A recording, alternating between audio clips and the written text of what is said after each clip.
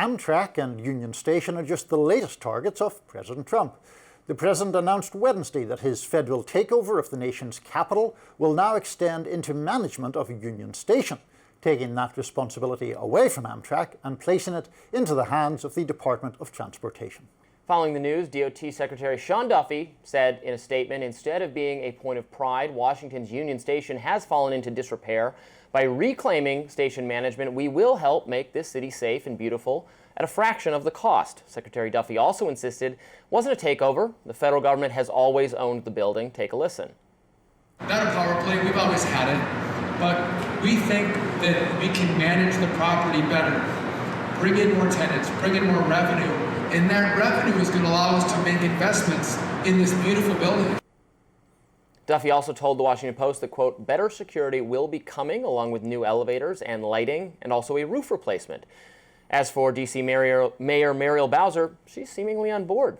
She admits that Union Station needs a total transformation and said that would be an amazing initiative for the federal government to take on.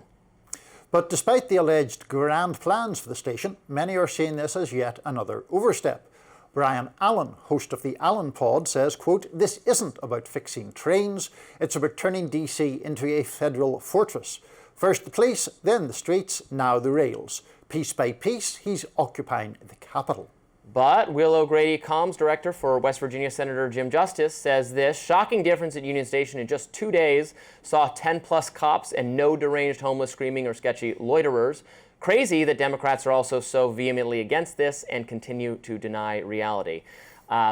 This one's personal for me, Niall, because my your scooter was stolen. It was stolen from Union Station. So, oh no! And so I'm so glad that President Trump and Secretary Duffy have responded to my personal plight and done this initiative.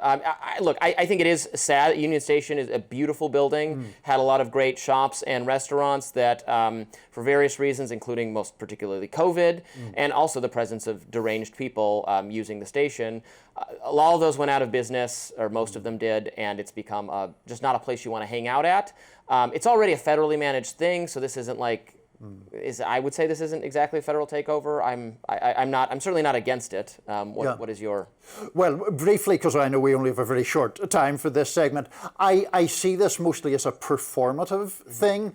I think that the downside of Union Station is exaggerated. There are homeless people and people with obvious mental health problems. I think it has gotten better in the last few years. Frequent there, but I think that what's happening is Trump and Duffy are exaggerating the awfulness of it, will then give it a bit of spit and polish and say, look, we've transformed a horrific wasteland into a gleaming gem. And I think it's all kind of nonsense, to be honest. It is not as horrific as it was a few years ago. It has gotten much better.